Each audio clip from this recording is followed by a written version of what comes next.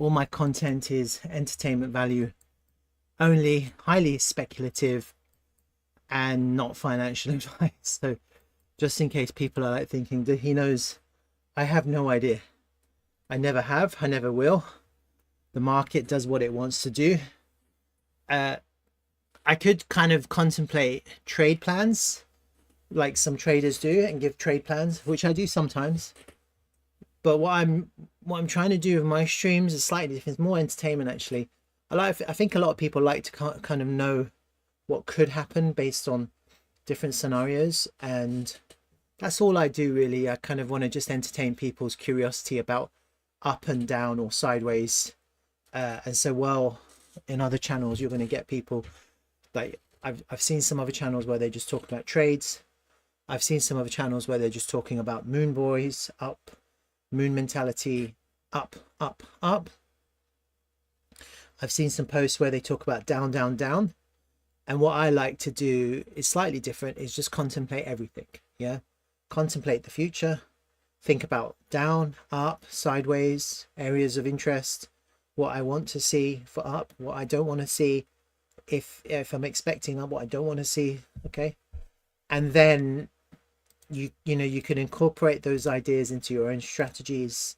I don't think there's any one right strategy. I think there are some that work better than others.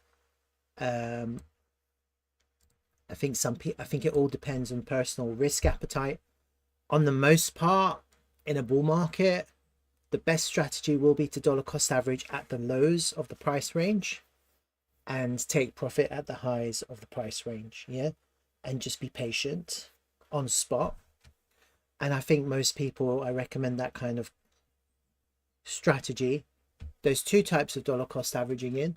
One is just small amounts, regular small amounts on a periodic basis. The other kind of dollar cost averaging technique would be to ladder into the price as it drops. I think a strategy incorporating time-based and laddering is probably the most effective, but that kind of only really works if you take profit at the highs. Either it's the previous highs or the all-time highs or any kind of highs. You can't just hold on and just expect it to go up. So with some tokens, obviously you can. John McKay, welcome. You're the first. 20, 20, 20, 40 or otherwise. There you go. He's actually just given us his insights into laddering or dollar cost averaging in. So you go 20%, 20%, 20%, and then 40% as the price descends, and then as the price comes back, you have to take profit. You can't just hold on for higher. And I think that's what's getting a lot of people into trouble in this market, because everyone has been led to expect that we're going to have something similar to before.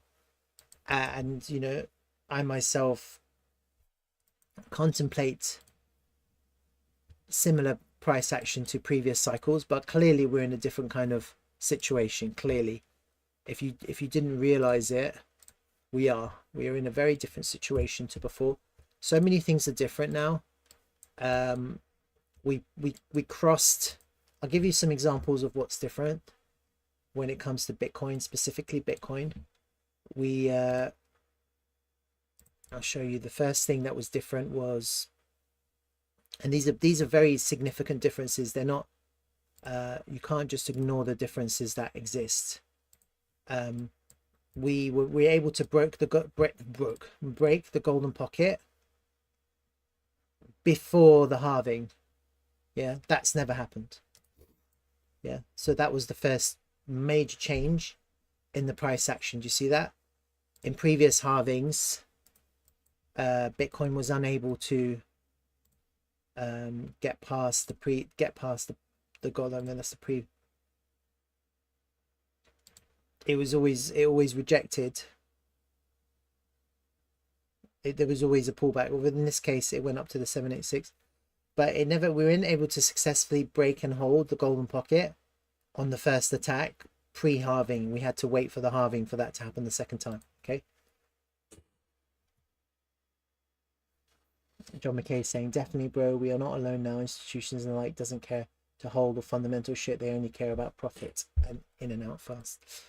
So that's the biggest difference in the first instance. The second difference was that we made an all-time high before the halving. Yeah, that was also a very significant difference. That's never happened. And so here the halving was in May, and we actually only managed to break an all-time high back in November. Here, that was the second big difference. Okay. And then obviously we had this kind of long consolidation underneath the all-time high. That's never happened either. We've never really had that kind of price behavior, this really long, massive consolidation underneath the previous all-time high. And in every circumstance, altcoins have failed to break out. Yeah, there are some exceptions, but on the most part, altcoins have failed to break out from their previous highs. Some altcoins have been more bullish.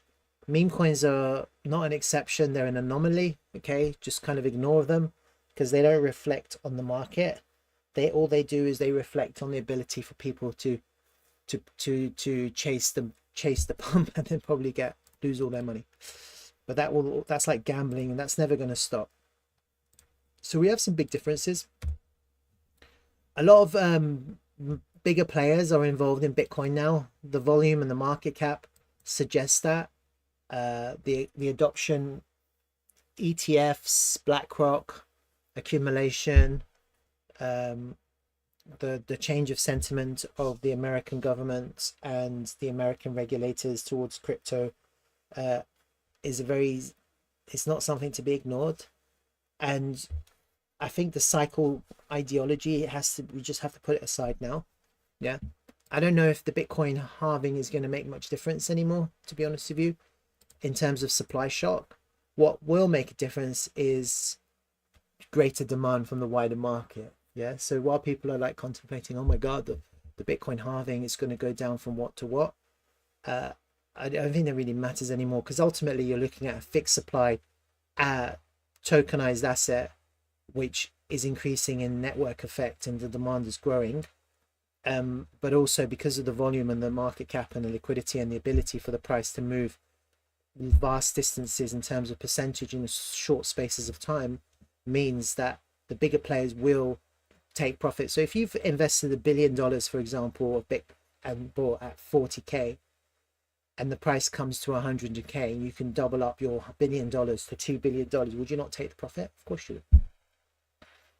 Yeah, it's very difficult. I mean, it's difficult enough to make $1 billion, and then it's harder enough to double it in the traditional sense of the markets. And so you're going to get that kind of price action. You're going to get that kind of behavior. You can't do that on small coins or shit coins. You can only do that on the highly liquid coins and the stable ones, relatively stable ones, such as Bitcoin.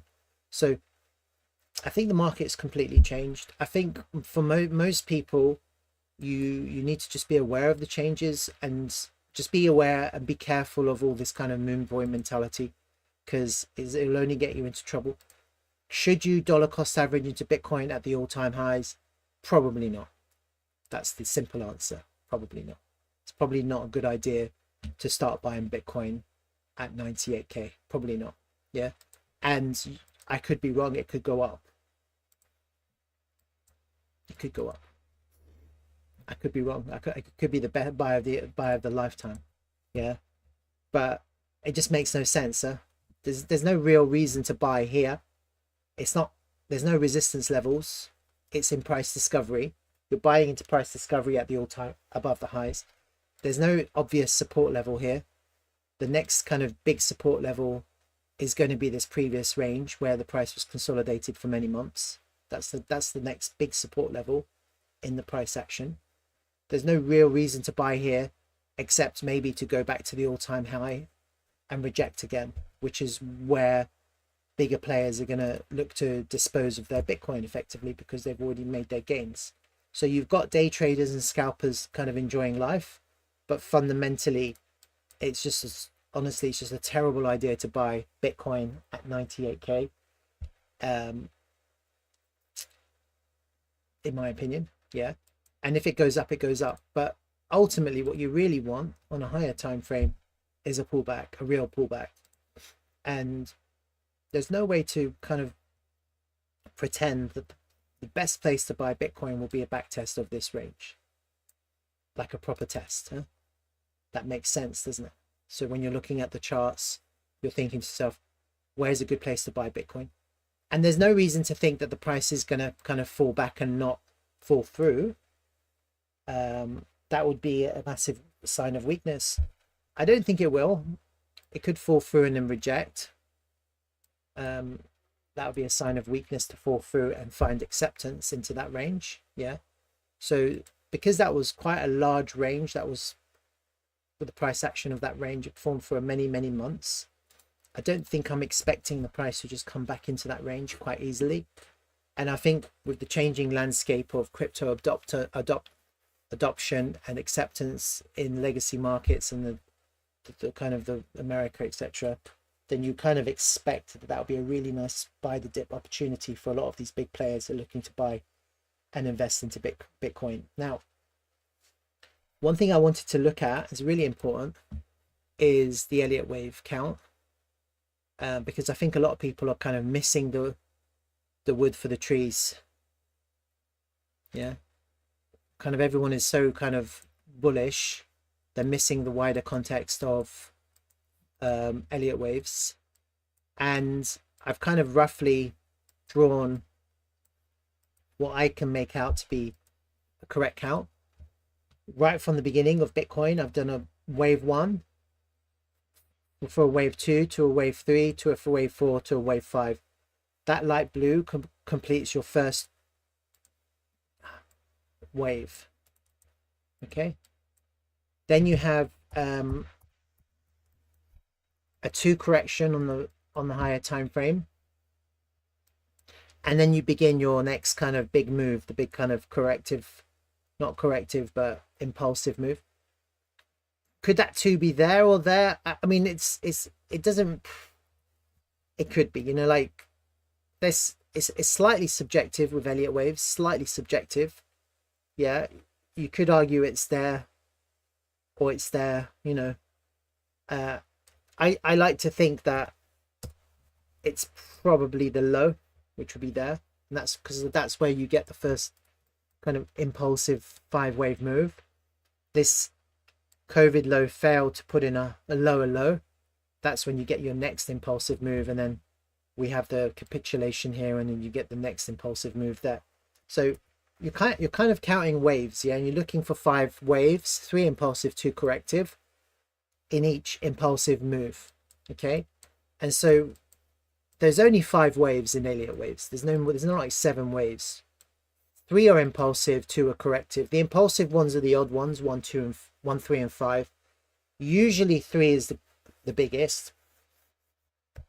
But in certain circumstances where 1 has been the biggest or the most impulsive, and in this circumstance, I would argue that 1 was the most impulsive because the price of Bitcoin, based on this analysis, on this chart, goes up.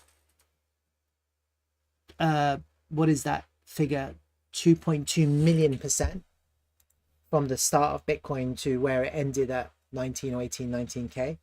Yeah, that's a crazy impulsive wave 1, isn't it? Wave 1, wave 2, wave 3, wave 4, wave 5. You have this kind of relatively small corrective move, okay, coinciding with the Bitcoin cycle. And then you start your next big wave, which is your wave 3. Now, because the wave 1 was so impulsive and so kind of crazy, the wave 3 could never be 2 million%, could it? It'd be ridiculous. And so in this context, you're thinking to yourself, well, I'm thinking to myself, the wave 3 is actually shorter. It's going to be a shorter wave, all right? And you have your first wave, which was the last bull market. And so actually that makes sense because every cycle you have a wave, don't you? You have like wave 1, cycle 1, wave 2, cycle 2, wave 3. Then the next cycle you have wave 3 to the wave 5. And so the next cycle you reset to back to wave 1, which was our last cycle. Now we're in this wave. Now this is the question, and it's a question for me and it's a question for a lot of people, and I have no determined answer. Okay, is it possible that our And so there's two choices here, because based on previous patterns, each cycle warrants an impulsive wave in its own right. Okay, as you can see. So that's cycle low to cycle high. That's your 5-wave move, and that's your whole wave, which is your, in this context, it would be the wave 1 of the wave, the next wave, the wave 3. I'm not expecting this light blue wave 3 to be bigger than the wave 1, because the wave 1 was like 2 million% increase in value, which means the wave 3 is going to be shorter than the wave 1, which means the wave 5 is going to be shorter than the wave 3. Yeah, because the wave 3 can't be the shortest. It can't be the shortest, right? That's the rules. And then the bottom of the 4 can't cross the top of the 1. That's the other rules. And then the wave 2 low can't come underneath the 0 point, the beginning point of the move. So, oh, David's joined us. Hi, David. So in my mind, there is a pattern where the cycle low to the cycle high is from 0 to the top of the impulsive move in 5 waves. The problem with this cycle that I see is we've already had our 5 waves, and it's a real problem. Okay, and I can't really just, it's not that I can't understand. Yeah, let me just change that to yellow.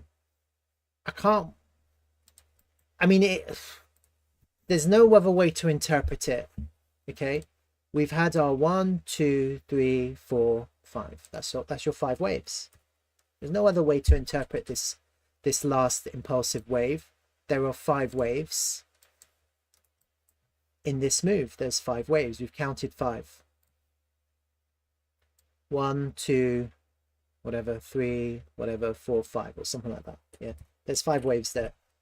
You can count it however you want, but we've actually completed 5 waves here, and that would complete the last wave 5 of this move, which would suggest that this move is complete, which would actually, technically, it ends the higher time frame cycle wave from the 2 to the 3. That's your 3. You had the green. I'm looking at the green one now. Okay, the only caveat would be, there's only one caveat here, that was a wave 1 of and you have more waves to come, and so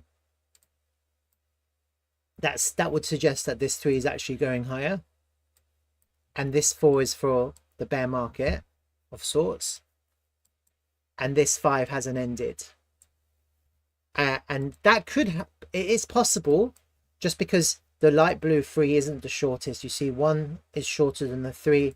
That means the 5 could be bigger than the 3, could be. And what we're experiencing here was wave 1, and you've got more waves to come. Okay, a 2, this is the 2, so you've got a 3, 4, 5. That's what a lot of these moon boys are suggesting. We're in some kind of corrective 2 of this final 5 to complete the cycle 3, which will probably, or possibly, or whatever, end at the end of the year. That's what people are suggesting. And the honest truth is, I have no idea, but I find it very hard to imagine. I actually think that we're probably finished. I think it's more likely than not, the balance of probabilities, it's more likely than not, we've completed our 5 waves. Okay, and you certainly wouldn't try and buy the top hoping for another 2 waves at the end of the 5 to complete the 3. That doesn't make any sense. So there are certain other factors that don't make sense, like the fundamentals, like quantitative easing or interest rates or instability, tariffs, all this kind of shit that's going on. There's a lot of things that don't correspond to make us go higher, and so therefore it's better to take, in my opinion, it's better to take a risk-off approach to the future. If Bitcoin goes up, it goes up. You missed it, who cares? Because it was a low probability bet in any case. It's a higher probability that Bitcoin goes down. Yeah, it's just a balance of probabilities. We're at the highs. We've already had 5 waves. You're now betting this is the bet. The bet is, the gamble is that 5 actually this is the one, and you've got three more, two more impulsive moves. So it's just a low risk gamble that this is a 2 correction for continuation. I could be wrong. It's just a low risk gamble because you're coming to the tail end of the wind, and the wind is dying down, is running out of steam. Yeah, and you're just gambling. You're putting all of your fortune, all your investment on a low probability bet effectively. I could be wrong. You could have a massive breakout, continued price discovery, and we hit my target of 230k, and I was wrong. It's possible. Okay, it just doesn't make any sense to me, because Bitcoin has already increased from the lows to where we are now 500%. Yeah, 500% is a lot for Bitcoin. Previous bull market, it went up 1,700%. With the idea of diminishing returns 500% in the context of the mega whales entering Bitcoin and having the ability to extract to their value, doesn't make any sense that we go up to 230k, which is my higher target. That would mean that this move was a 1,300%. There's no diminishing returns if Bitcoin does another 1,300%.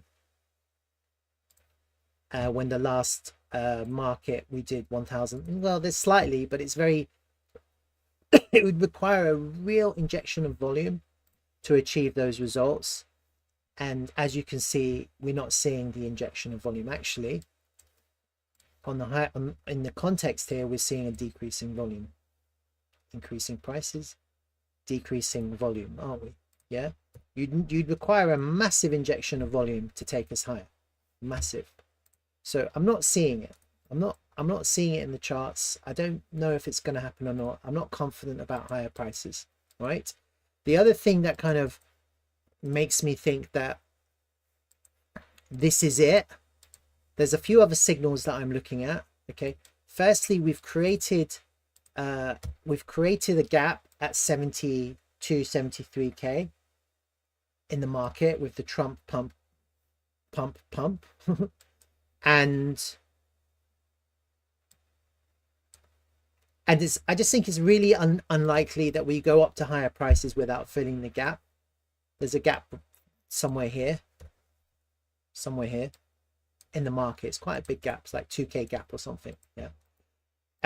If there was a gap at the lows, so there are gaps at the lows that haven't been filled. There's gaps sub 10k here that haven't been filled. The price did come back to try and fill those gaps, but we're not talking about gaps in the highs. We're talking about gaps in the lows, where the price can gap at the lows. Potentially there's gaps here as well, potentially, that the price may never come back to find and fill gaps at the lows. Okay, it could try, but it may never come back to fill them.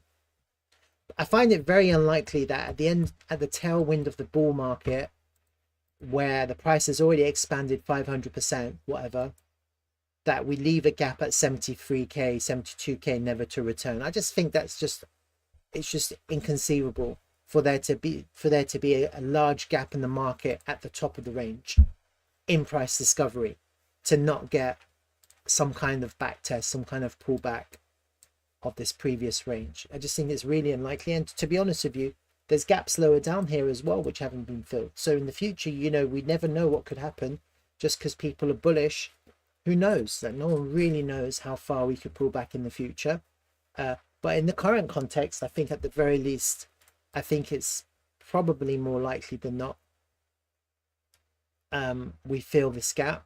Now the question is, if that is over and we've completed our green fifth wave, so the Bitcoin bull run is over and we do get a pullback, is that the wave 4 for the next final 5 wave? And so actually in this cycle we end up with two bull runs in effect to complete our 3. And so actually in this cycle maybe we have a prolonged 5, I don't know, a slightly prolonged 5 to complete.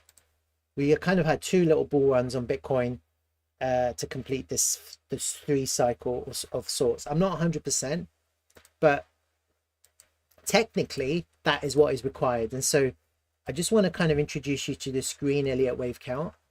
You have the green 0 to the 1 down to the low of the 2.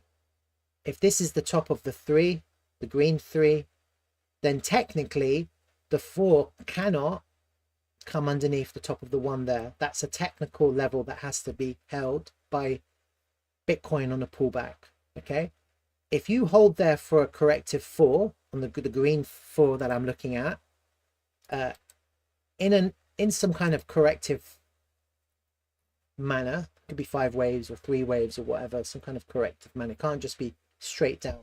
You're looking for a correction, yeah. And I don't know how and when that's going to play out. It certainly is possible that you find support at 3. Sorry, at the top of 1 there on the green one. So I think this light blue 5 waves is over, and then you can have the final 5 waves, which completes the last wave, the last green wave, which actually will end up completing the yellow 3 to higher prices, and that will be the end of this this second bullish impulsive move. Okay, now I don't really know about that 4. Technically that could come all the way down to the top of the 1, which would be down to 17k in some kind of crazy bear market or whatever. Who cares? I don't really care about that. It could come back to there, who knows? Like, I don't really know about that. I'm not speculating on this higher time frame 4 and 5. I'm just kind of speculating on the current cycle. Do we finish our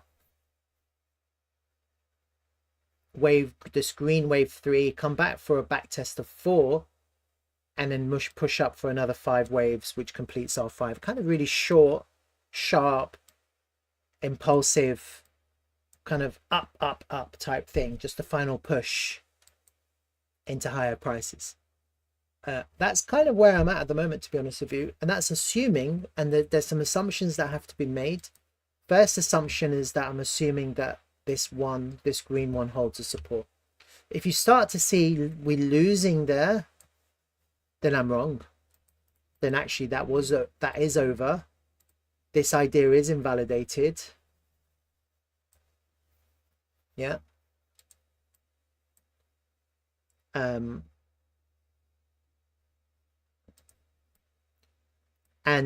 I can't make head nor tails of this green 3, because that doesn't make any sense, does it? Because you've had the top of the 1. If this 5 wave move goes up to there, then actually technically that 4 can't come underneath the top of the 1. So what does that mean?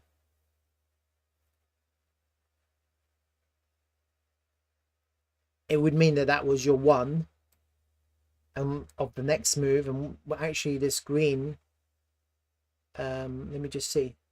We'll have to kind of analyze it, because if that's your 1 and this is your 3, technically that can't come underneath there. Yeah. So if we do suddenly start coming down, we'd have to reevaluate completely. It would change everything. Yeah, because the count is wrong, because your 4 can't come underneath it. All right. So for this to be correct, the 4 has to hold there. And if it starts to come under and lose that level in a meaningful way, and we start to come down to lower prices for reasons that I can't explain, then this is invalid. This first 5 wave will probably then be your wave 1 of the green, actually. And that's probably then more likely than not.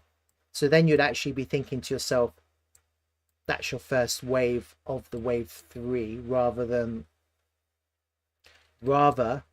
so that would have been wave 1 of the 3 completed, and then that's why it's coming down, because actually you're in a different color wave.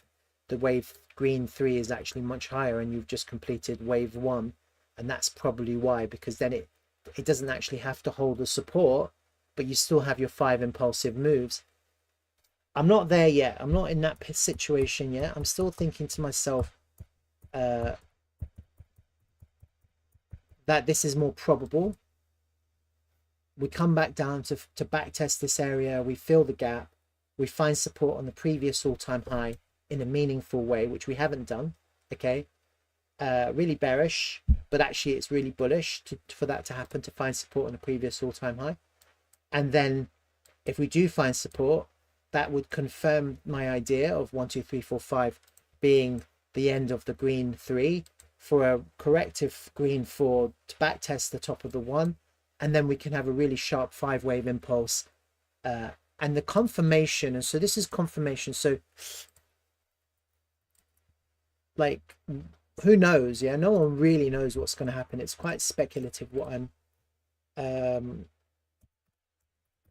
I'm suggesting. Yeah, just based on Elliott wave theory, it's very speculative ideas. But for me, the most important thing initially would be for a back test of the top of wave 1, which is basically that one. Okay, that has to hold, and this move down has to be corrective. It can't just be dump. If you suddenly get a 1 candle dump like that, that's not correction, that's a sell-off, and it probably won't hold. It'd be too sharp, too steep, too sudden. Yeah, I'm not saying it can't be sharp, but I don't want it to just, I want it to be somehow correct. Whether it's a capitulation and then we correct to go up, I'm okay with that.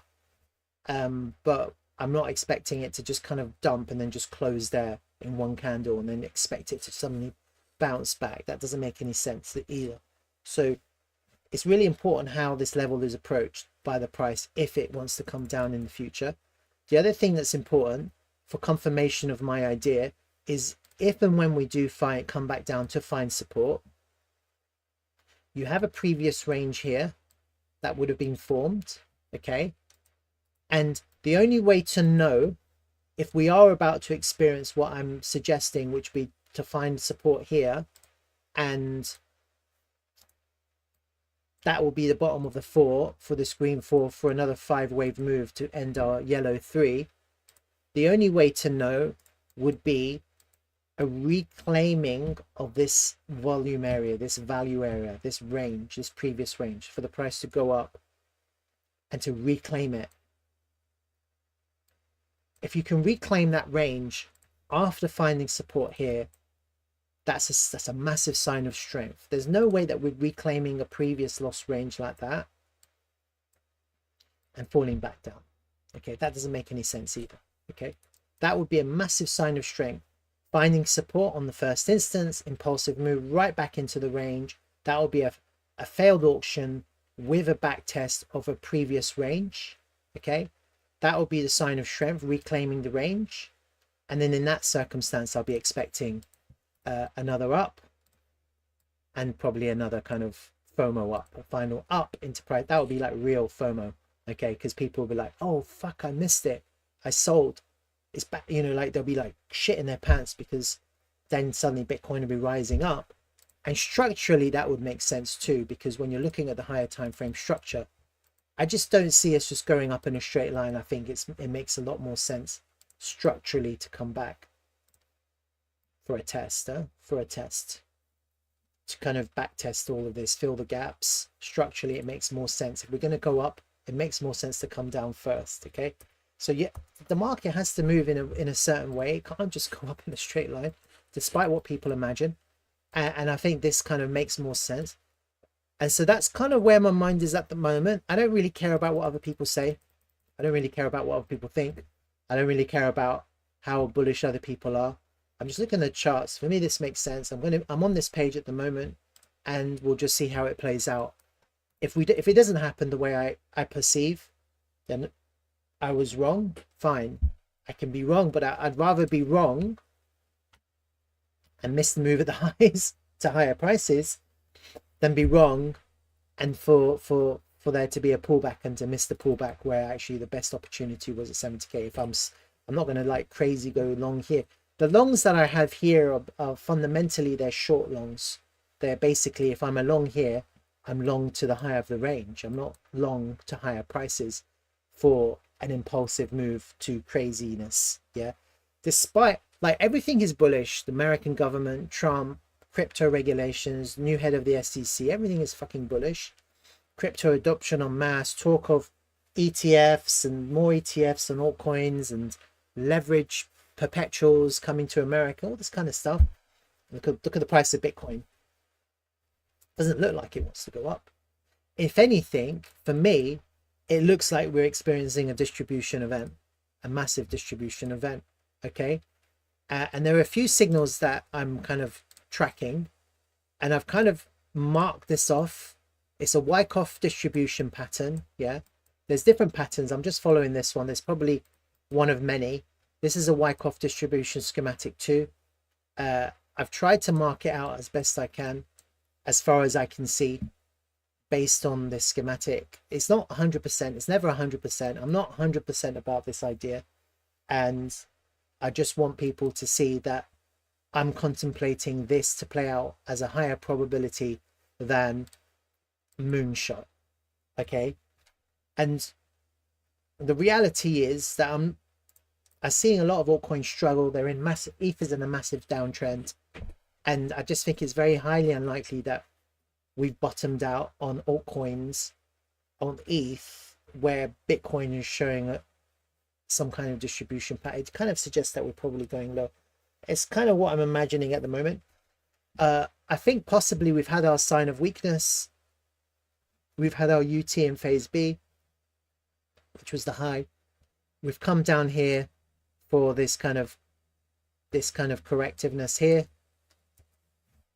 And now what I'm looking for is a grind up, basically here, a grind up to hit our resistance lines, basically the top of this BC, somewhere around here for the next drop.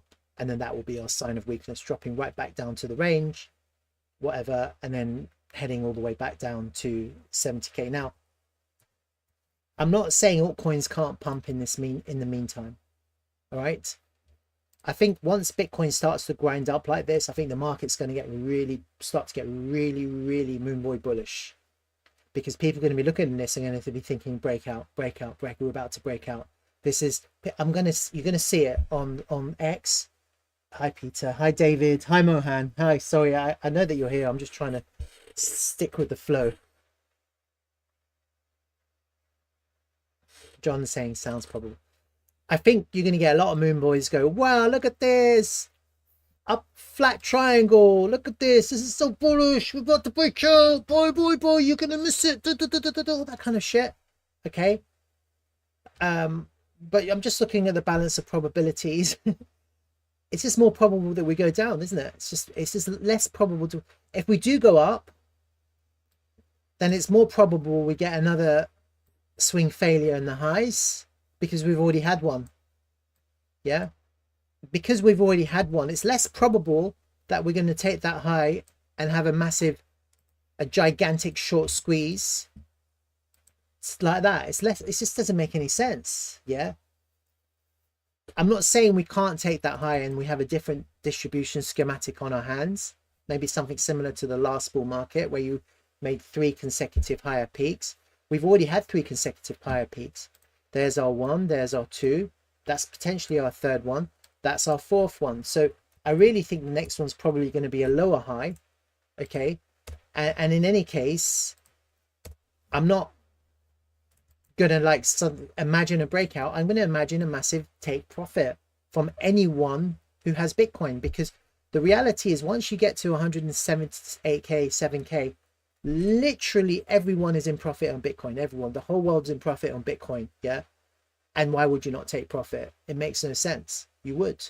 So if you're in profit on Bitcoin at the all-time highs, you take profit. Yeah. You would. You wouldn't buy more for higher. You take profit. The market's going to be taking profit. And I just don't see the momentum isn't to the upside. It's flattening out. When you look at the momentum, you see how it's rounding off, it's flattening. Yeah, so we're kind of creating some kind of rounding top formation here, which says the momentum is curving, and so it's kind of topping. We're formulating a topping pattern here, and so I just want people to be aware of what's happening, and that kind of corresponds to my Elliott Wave count on the higher time frame. And the other thing I just wanted to share with you guys, Peter's saying there's been a lot of manipulation. Another thing I wanted to share with you guys, just to kind of give you awareness of what's happening in the market. I'm not here to try and scare people. Okay, I'm not saying dump all your tokens. I'm just If it plays out, then you have a plan. Yeah, you can make your plan. If it doesn't play out, then it doesn't play out, and we haven't lost anything. You know, like we're none the wiser or none the stupider. But if it does play out, then you're actually fully aware and you can make a plan. If I kind of create my Elliott Wave count, if I go back to the index and look at the Elliott Wave count, I just want to show you something which is really interesting. And for me, this is really important. It's this trend-based fib that I've drawn, which I deleted, but I'm going to draw it again, okay? And I just want you to see how important this trend-based fib is. From this low of the 2, sorry, the 0, this green 0, to the top of the 1, to the beginning of this move, look, right? It's not an exact number, but the 618 is at around the 105k or so. It's a range, it's an area. It's not an exact number. It just depends on where you kind of, like, at what pivot you know, you'd have to be really precise to try and kind of put this at the exact place, but we're actually at the 618. So this is what I'm saying. On a higher time frame, from this green 0 all the way to the top of the 1, down to the bottom of the 2, we've ascended all the way up to the 618. We're at the correct ratio for the price to top out. Yeah, it's highly unlikely that we're going to come to the 618 like this and continue like that. It doesn't make any sense. It doesn't. It's just not the way the price moves. Yeah, and I've seen on X certain people, and specifically the person that I follow is a guy called Daniel from Chart Champions, and he sold all his Bitcoin at 100k. He didn't even hesitate. So he's been accumulating Bitcoin forever. He actually said, I've sold it. He's given like personal reasons as to why he sold it. Oh, I don't want to deal with the stress of the bear market. He's an accomplished trader. He knows how to cover his position at the right places. He could have continued doing so. He's chosen not to. He's chosen to dump all of his Bitcoin at 100k. I think the reason why, and the thing about someone like him is he'll give reasons other than trading or other than technicals, because he doesn't want the rest of the market to copy him and then come back to him and says, oh, you were wrong. Yeah. But I actually think the reason why he's done that is because we've come to a higher time frame, 618. So this is the right place. This is the right place to be out of Bitcoin. Yeah. And watch and see what happens and see where the price pulls back to and see where the price, because the reality is, if this comes lower than it isn't a 4, this isn't, then everything changes. And then why would you want to be in Bitcoin at 100k when everything changes and we're actually looking at a different kind of corrective move? And so if it comes back and finds support of 4 at 70k, then maybe we can go up. And if it doesn't, then we're looking at something else. But the reality is, from a technical perspective, the 618 is the right place to be out, which is in this range that we're at, especially in the context of a Wyckoff pattern forming. The other thing that I saw, which was quite interesting, again, I would call it a signal, is that MicroStrategy has stopped buying Bitcoin. Okay, so let me just search for it. MicroStrategy pauses BTC purchases. I saw it on Bloomberg actually. Look at this. One day ago, CoinDesk, MicroStrategy's pauses weekly Bitcoin purchases ahead of, and bullshit. Bullshit. They're probably selling, you know, like bullshit. This guy's, I'm not saying he's a charlatan, but he just, I don't look at his face and go, that's the real reason. The real reason is that he's probably got some really professional analysts telling him, you're buying into resistance, dude. We've had 5 waves and this is not the right place to be buying Bitcoin, so stop. Basically. But that's a signal, isn't it? When you get a massive whale, the biggest one in the market, saying I've stopped buying Bitcoin, what does that tell you? If they stop buying Bitcoin, you should stop buying Bitcoin. Basically. No? It's a signal, right?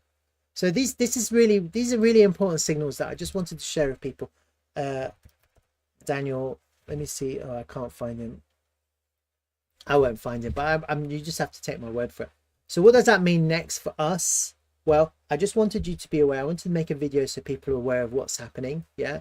And at the moment, this is my guide at the moment until I see something slightly different. Yeah. For me, this is my guide. This Wyckoff distribution pattern. I want to see if over the next few weeks we can grind up. Yeah. I don't know how that's going to impact altcoins. I wouldn't mind if altcoins start to pump a little bit because they feel like Bitcoin is finding support. I wouldn't mind that. That would help me with some of my positions that I'd like to get out. I've actually exited almost all of my altcoin positions. I've moved them all to Solana, which is literally the most bullish one.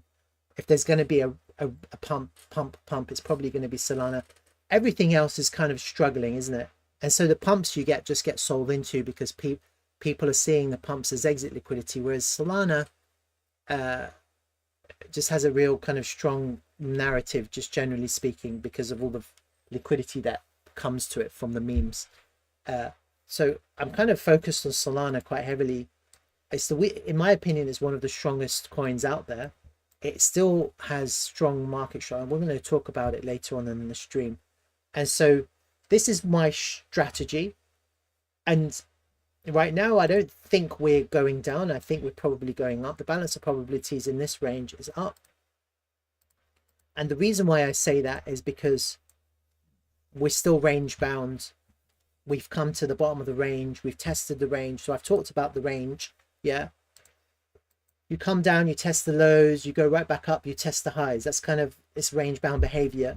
So, you know, you're in a range, you go up, you go down, you go up, you go down, just go up, just go down. You know, that's kind of range bound price action. We've come down with quite high volume, with one of the biggest liquidation events in crypto history. And we've basically come down to the lows of the range and we found some kind of support for some kind of higher low. I'm quite bullish on that. And then also at the same time, you saw capitulation events on several different altcoins, which makes me think that it's unlikely to go down anymore. And it's more likely in this context to go up. But I don't necessarily think we're just going to go up in a straight line. I think probably it's more likely than not, it's going to kind of, day traders are going to make a shit ton of money, but it's more likely than not, we go up slowly but surely. Now, when you're looking at the volume of this range, I've got this kind of value area. Look, the price has managed to find support on the point of control, hasn't it? Look, see, this is the point of control. We've come down to the point of control once, twice, 3 times. We failed to close underneath the point of control. So the price is now finding support on the point of control. So this is really good for the market, because for the short-term market, this gives us confidence that the price is finding support. We've come to test the lows, the price is finding support. If we suddenly see the price starts to close 1 or 2 daily candles underneath the point of control and back test it as resistance, then that's going to be problematic. That's going to be a weakness in the context of what I'm looking at right now in the charts.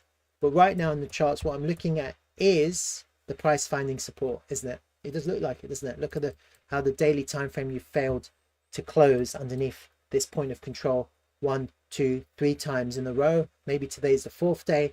Maybe tomorrow we test it one more time and then we just grind up or spring up. I don't know how it's going to happen.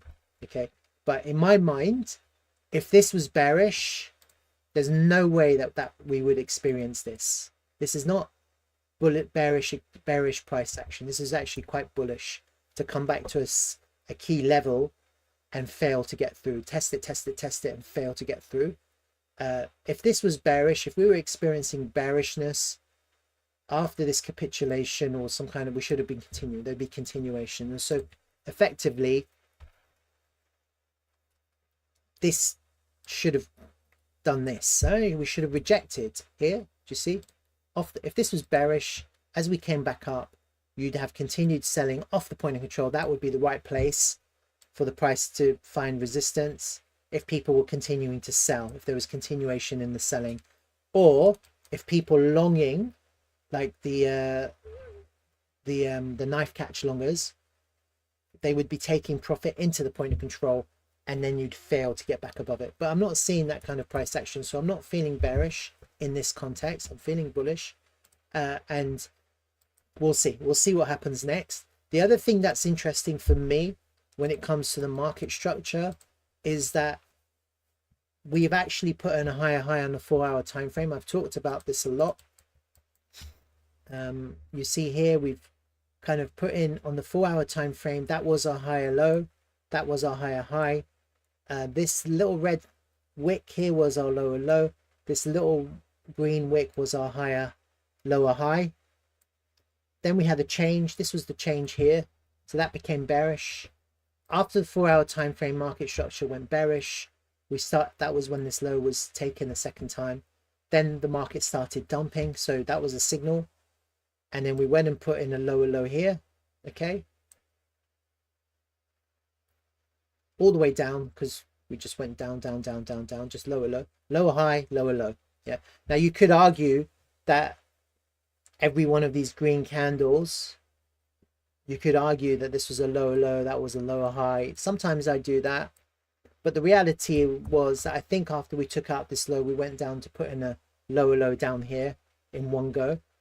And you see how the price went from a lower low all the way up to take out the high of that lower high in one go. So that I think that's a V-shaped recovery. This is, for me, that's a V-shaped recovery. Okay. And typically in these types of situations, when you have a V-shaped recovery, the price will come back to test the 50 fib of the V. Typically that's what happens. And you see the price has come back to test the 50 fib of the V there. Okay, I'm not saying the price can't test it again, but that's what you expect. As long as the 50 fib holds, you'd get this kind of price action, wouldn't you, with a V-shaped recovery. And then the next move up will be up, in my opinion. And then you're basically grinding up, aren't you, to get to higher prices. But then the market starts to get really bullish, etc. Then you're kind of just whatever, you're kind of ranging up here again. Then the market's like, oh wow, really bullish, let's go to the moon. And then we have to see what happens next. But my theory is that if we do kind of start going up and breaking up, we'll have a mini alt season here, because the market will think that Bitcoin has found support at the point of control. Yeah, it's no longer into resistance, it's on support. Like, this is a big, it's at the moment you can see the point of control is, the price is finding support at the point of control, isn't it? It looks like it.